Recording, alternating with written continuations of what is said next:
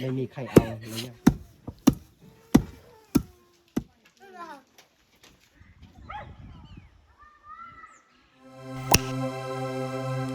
ก็ทักทายสบายดียามเช้าทุกคนวันนี้บอกคุยกับไปอยู่ที่หมู่บ้านลับแลอยู่ที่หมู่บ้านกล้องแวกภาษาบ้านเขาเอิ้นว่ากล้องแวกแต่ว่าคันแปลภาษาลาวก็คือบ้านวังโค้งเนาะวังนี่คือกล้องแวกโค้งนี่คือแวกนะทุกคนแล้วก็บอกคุยสิพาไปลงมาเบิ่งบรรยากาศอยู่หมู่บ้านเขาเจ้าว่าจะเป็นอย่างไรหมู่บ้านกล้องแวกนี่ยังใช้ชีวิตแบบดังเด้อเบิ่งนี่เบิ่งอันนี้ก็คือให้ของคนชาวบ้านเขาเจ้าเฮ็ดให้อยู่นี่แหละนี่เอาจังได้กับภาพพี่น้องติดตามไปนำกันนี่อยู่นี่ก็จะเป็นหมู่บ้านเขาเจ้าเห็นบ่มี2-3หลังคาเรือนอยู่นี่แล้วก็บอกคุยสิพาพี่น้องมาเบิ่งบรรยากาศเนาะไปนี่ก่อนที่จะฮอดหมู่บ้านเขาเจ้านี่ก็ต้องได้ย่างนะทุกคนเพราะว่ารถจักรก็ไปยากนะทุกคนไปได้อยู่แต่ว่ายากเนาะเพราะว่าหมู่บ้านเขาเจ้านี่เขาต้องได้ลงคอยตลอดแล้วก็ทาสิฮอดบ้านแล้วก็ต้องขึ้นภูเนาะอันนี้ให้เขาของคนชาวบ้านแต่ปีกายนี่นะให้ตามไปนำกันโอ้โหบรรยากาศที่หมู่บ้านเขาเจ้านี่จะเป็นบรรยากาศแบบดังเดิมมาลีนะทุกคนเห็นทางนั้นจะเป็นภูผาป่าไม้แล้วก็อยู่นี่จะเป็นหมู่บ้านเขาเจ้าเลยเอามาคุยสิเข้าไปหมู่บ้านเขาเจ้าก่อนให้พี่น้องได้รับชมเนาะนี่เบิ่งตามเส้นทางที่เขาไปหมู่บ้านเขาเจ้านี่นะทุกคนรถก็ไปบ่ได้แล้วเอาต่อลงคอยแล้วบัดนี้ลงคอย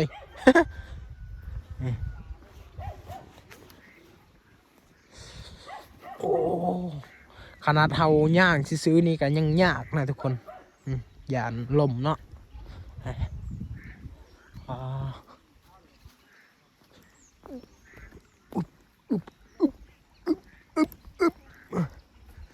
ปลาเถอะ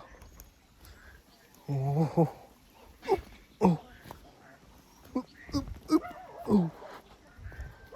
ปลาเฮา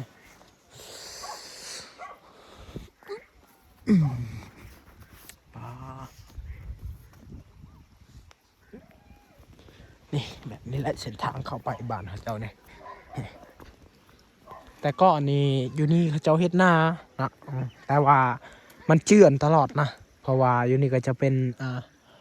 ห้วยแต่ว่าเขาเจ้าจะเฮ็ดหน้านะ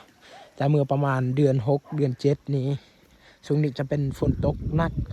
ก็เลยเฮ็ดให้หน้าเขาเจ้านี่เจือนตลอดเขาเจ้าก็เลยปะบ่เฮ็ดแล้วนะทุกคนนี่เอาได้ก็พี่น้องติดตามไปนำกัน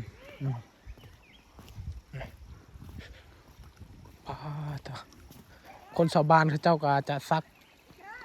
เครื่องจะอาบน้ำอยู่นี่แหละว้าต่อแต่ว่าจ้อฮะนี่คนชาวบ้านเจ้าซักเครื่องที่นี่แหละ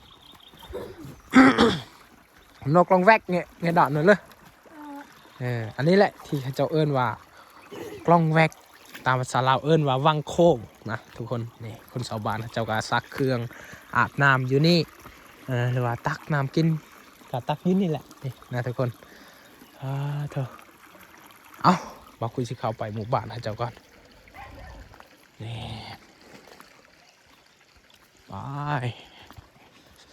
ไปเรื่อยเอา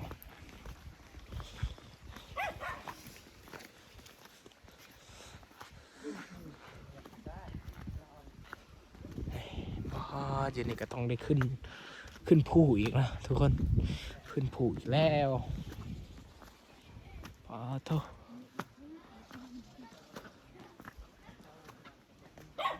โอ้น้องสาวเอาไปก่อนแล้วเมื่อยเอลิทุกคนเลยทางไปบ้านเจ้านี่เป็นหมักสุ่มโอได้นี่เลยขึ้นผู้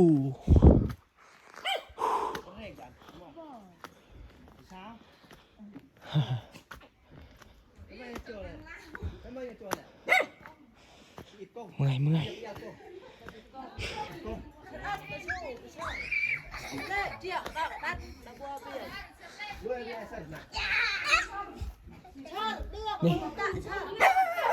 นี่ก็คือหมู่บ้านเขาเจ้าได้นี่ได้ปันชวนยกพวกไปได้ถ้าทำมาสบายดีแล้วตอบสบายดีเนาะโอ้เมื่อยเลยบ้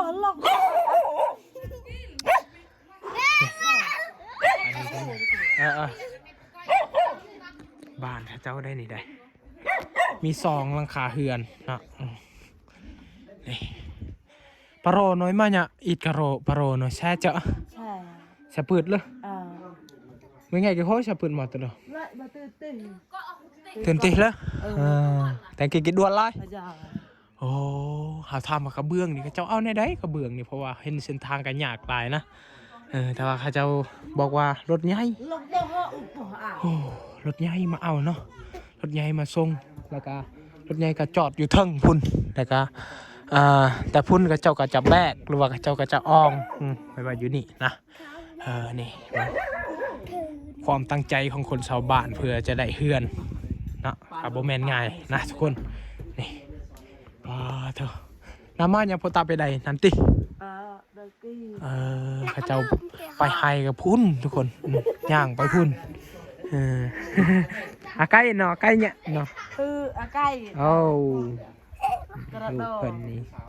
เถอะกระดาษนี่จุกใบกูกล้ออู้ดิครับแต่กูกล้ออะไรตั้งมุกันมากเลยแปลตั้งแต่ละมุกันเวลานี้ติดรักเขาถามว่าดอกแคมนี่โลเท่าไรเขาจะสื่ออยู่นี่แล้วว่าโล15,000ถ้าว่าตากแห้งนะป้าเหือนซานบานซองเขาเจ้านี่จะเป็นเหือนแบบดังเดิมนะทุกคนนี่บ้างป้าเถอะ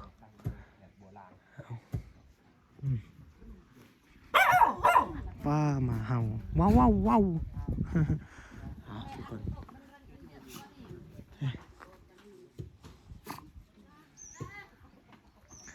มาเบิ่งเขาเจ้าตำเข่ากันนะ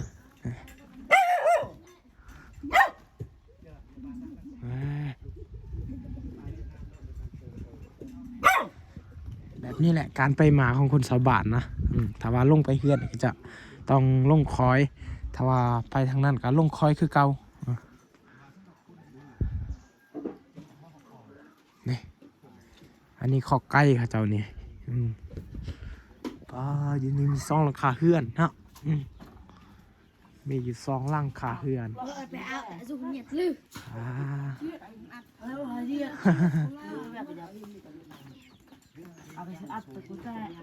วัสราน้องสาวเขา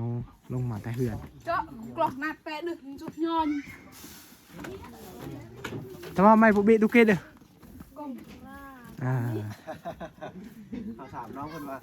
ตอนนี้ก็มีแฟนแล้วมั้งเพราะว่ามีครูบ่าวมาลงแล้วว่ายังบ่มีเถอะต้องซะเลยว่าไม่ทางวี่เดียวเอาสิพาพี่น้องมาเบิ่งเจ้าพัดข้าวอันตา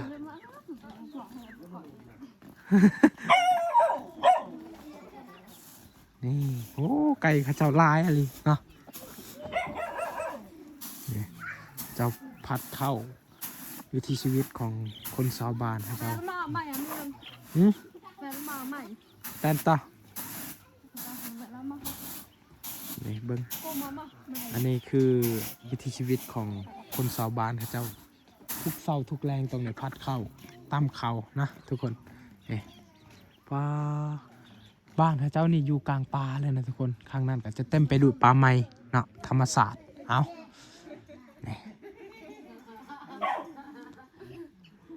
ตอนเช้านี่หนาวอะไรนะทุกคน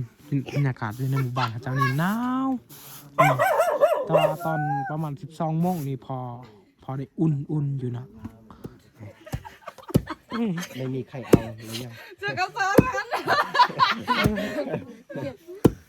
จ้างมาอ่ะตลาด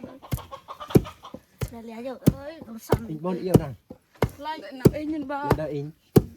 มาถามว่าดูกี่พ่ออัด บ่บ่ นานเขาทำภาษากระโดว่าถ้ามีผู้ที่เอาผู้มักฮักในเบิ่งเนาะ คนชาวบ้านเจ้ากำลังเฮ็ดกินอยู่นี่นะ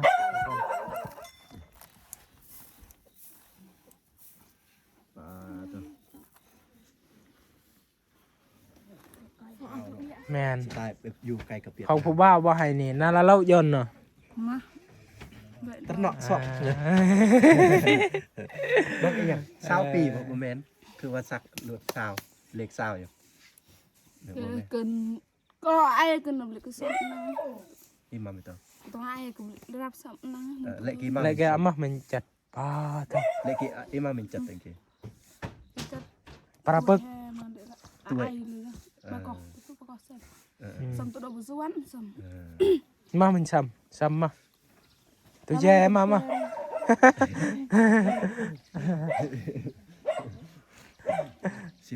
ปีได้ทุกคนมาอันนี้อายุ18 ไม่วิซ้ำเอามาจนละซ้ เซิร์น ำซ้ำ ăn ở bộ tự nó lao คนนี้แหละไปลาวคนนี้แหละไปเวียดนาม cái này là ăn chân đô mà miệng cực ăn cái chỗ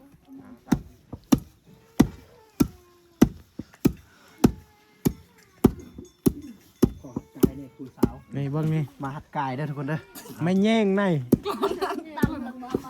เอ้ยขอเราเฮียไอ้ ใจเย็น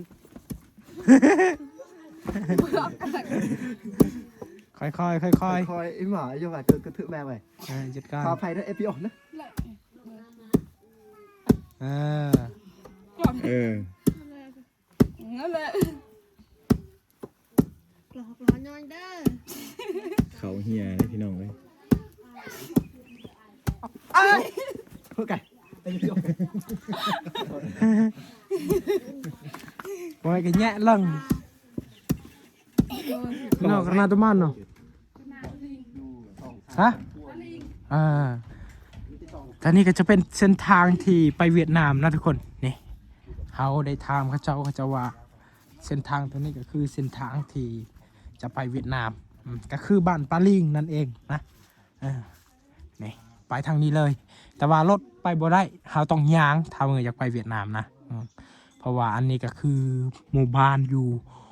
ภูเขาเนาะอยู่บนภูเขาเลยนี่เห็นทางนี้ก็จะเต็มไปด้วยป่าไม้คันจะไปเวียดนามก็ไปทางนี้แหละทางนี้ย่างไปนะทุกคน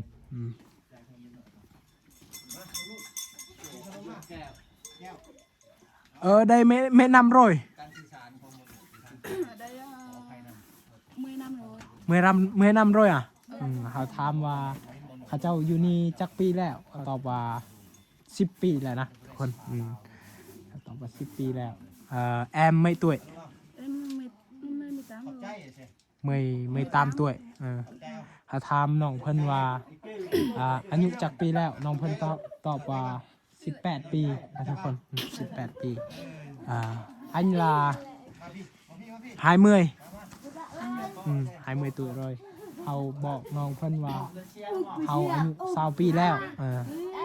ได้ลาลำไรมาลำรวงลำไรอ่ะเขาถามว่าอยู่นี่เฮ็ดไฮบอลหรือว่าเฮ็ดนาน้องเพิ่นตอบว่าเฮ็ดไฮนะทุกคนส่วนหลายคนแถวนี้เขาจะฮู้ภาษาเวียดนามหลายกว่าแต่ว่าภาษาลาวเฮานี่เขาบ่เข้าใจเลยนะทุกคนแต่ดีที่เบาคุยมีได้ฮู้ภาษาเวียดนามน้อยนึงบ่ฮู้หลาย อันเบียดเตียงเวียดนามlà ít không biết nhiều không phải em là đi Việt Nam lâu à dạ หมดน้ำด้วย một năm mà đi ở tới thang thì em muốn về á em mà làm công ty á em đi làm ở công ty 1 năm à ở Việt Nam phải không คือน้องเพิ่นนี่อยู่เวียดนาม1 ปีแล้วนะทุกคนไปเฮ็ดเวียกอยู่โรงงานสมพอเขาจึงเข้าใจภาษาเวียดนามหลายเนาะแต่ว่าเบาคุยนี่บ่ได้ไปเลย เอากำเอิญเยี่ยวกำเอิญแอมทุกคน นี่ก็คือคกตำข้าวแบบดังเดิมเนาะนี่ข้าเจ้าก็จะตำข้าวทุกมื้อทุกเช้าเนาะนี่มีไก่อันแก้ว กำเอิญคือขอบใจ เป็นภาษาเวียดนาม แมน